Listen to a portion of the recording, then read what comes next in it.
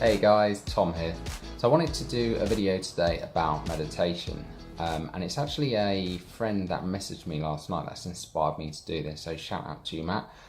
Thanks for giving me the inspiration to do this video, because I got into meditation probably 2-3 years ago, and what Matt was saying to me is that it can be quite difficult to start with, and I experienced the same thing to begin with, but I kept hearing it time and time again, right? And you hear all these entrepreneurs and the most successful people in the world talking about how they use meditation, and I didn't quite realise what all the fuss was about to start with, and it really takes a lot of time to get into the swing of things. And I think when you first try meditating, it can almost seem too frustrating to continue it, and I think what happens a lot of the time is we kind of defeat the purpose of meditation in the first place, right? Because meditation is all about calming your mind and being still, but we tend to put a lot of focus and almost punish ourselves for not having an empty mind, but it almost defeats the purpose. And when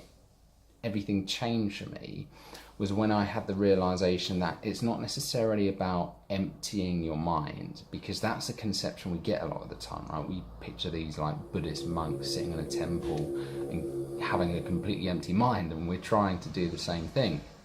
But it's not even about that.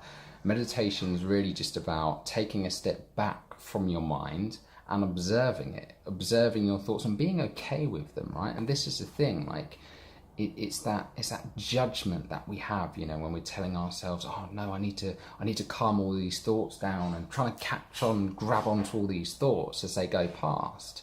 And that's just going to cause havoc, and that's what we spend most of our days doing. So we're just repeating the same cycle. And what it's really about is just sitting still and observing those thoughts and being okay with them, being okay with whatever comes up and accepting it. This is the core of mindfulness and mindfulness meditation, because there's different forms of meditation as well. The one that I've taken to most is pure mindfulness, and just being aware of, there's different stages, being aware of your bodily sensations, your breath, observing the breath and staying with that one thing. Sometimes you'll kind of warm into it by maybe observing the sounds around you and the sensations of your back against the chair or your feet on the floor, whatever it might be, whatever position you're in. And this is the other thing as well. Everyone's going to have a different style. You sometimes see these pictures of people who are sitting cross-legged. You don't need to do that at all. The only tip I would give is to not do it lying down on a bed, because you're probably going to fall asleep if you try and relax while you're on a bed. So maybe not a great idea, but again, everyone's got their own style. Different things will work for different people.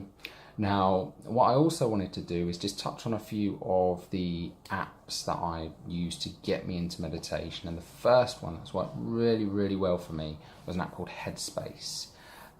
It's produced, or all of the guided meditations on there are created by a guy called Andy. Oh God, I can't remember his surname now. Really cool guy though. He's just, it's a really nice approach, and you can download the app. It's actually a paid app, but you can get a free trial, and even that is a great way to get started, just using the free trial through Headspace, because the first 10 days it gives you are an introduction into meditation, right? What it's all about. And guided meditations are really good to start with, because they'll sort of get you in that state of mind and understanding what you need to be doing to kind of achieve that state that you want to get to.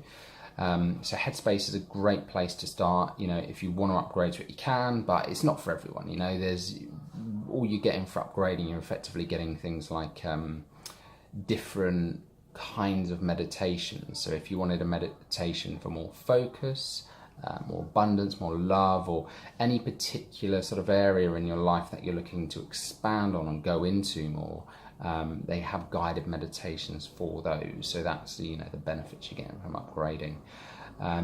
There's loads of other ones as well, meditation timers and things that you can get on the App Store, or the iTunes Store, whatever it's called now.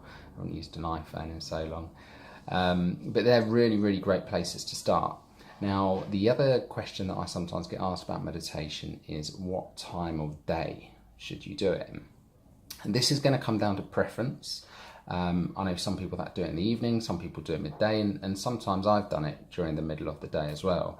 But I always find it can be really good to do meditation in the morning, because when you first get up, your mind's relatively uncluttered. You know, it's first thing in the morning, you haven't had all these bad experiences of the day happen to you. So it's usually a good place to start. And what I've started doing recently as well, this is something I heard from, it was Tom Bealey talking about this, but he was saying that he meditates after a workout, which I found a bit strange to start with, because I thought that just seems like horrendous. I can't think of a worse time to do it. But there is a reason for this, and it's actually quite genius. So the thinking behind it is that when you're having a workout, right, you're very active, your mind's going, your heart's going, your blood's pumping, you know, you're kind of in that elevated state. And to meditate afterwards on a consistent basis, you're effectively training your mind to go from 100 to 0 and to be able to relax in a very short space of time. You know, you're training it to do that. It's more difficult, you know, and this might be for more advanced meditators, or if you've been doing it for a while, because it is tough, right? Because you're sweating, you can feel your heart pumping and sweat dripping down your face. But it does work wonders if you can stick with it and do it consistently. It really does just train your body and your mind to be able to snap out of it. You know, if you're in a bad mood or you're getting angry, it's really, really effective of letting you come out of those situations very quickly. But otherwise, you know, do it. Have a coffee. Maybe not first thing, you know, when you're still in bed, because you know, you're going to be tired still. So maybe have a coffee first, sit down in the morning before you do anything, before you check your emails. And this is another thing, right? Before you check your phone and check your laptop, because another thing we all do when we get up is the first thing we're doing is reacting, right? We're reacting, we're looking at our phone, we're checking our emails. So we're already in that kind of anxious state of mind, like, oh, what's the day ahead? Before you do anything, don't look at your phone. If you've got an alarm clock, fine, do the alarm and then go and get your coffee, whatever your morning ritual is. Go and do that and then meditate, you know, and whilst you're still in that clear space. And it really, really does work wonders. Now, the other thing is where to meditate as well. Now, to be honest, I tend to do this anywhere, really. Sometimes I do it in the car because I do some in the morning, but then I also do them through the day as well now, which I've started doing recently. You know, if I've got a lot going on, I'll try and train my mind to sort of drop those things, and then I can sort of get back into my work from a fresh state.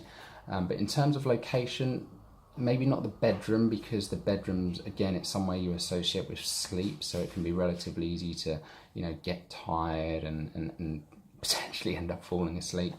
But somewhere, I'd suggest doing it somewhere that's uncluttered, right, where you haven't got distractions around, because even though you'd usually do it with your eyes closed anyway, it's very easy to, if you're sitting somewhere where you've got, you know, people around and you know you've got... Take two. My battery actually died there, so I was just about to wrap up as well. What bad timing. So I'm going to try and stitch this in nicely. But I was pretty much finished. That was it, guys. So I really, really hope that helps. I'll put a link to a couple of the apps and some websites and reference materials you can use below the video. But yeah, just get started. Don't wait around. Keep meditating. Matt, keep it up. Thank you for inspiring me to do this video. And I'll speak to you guys soon.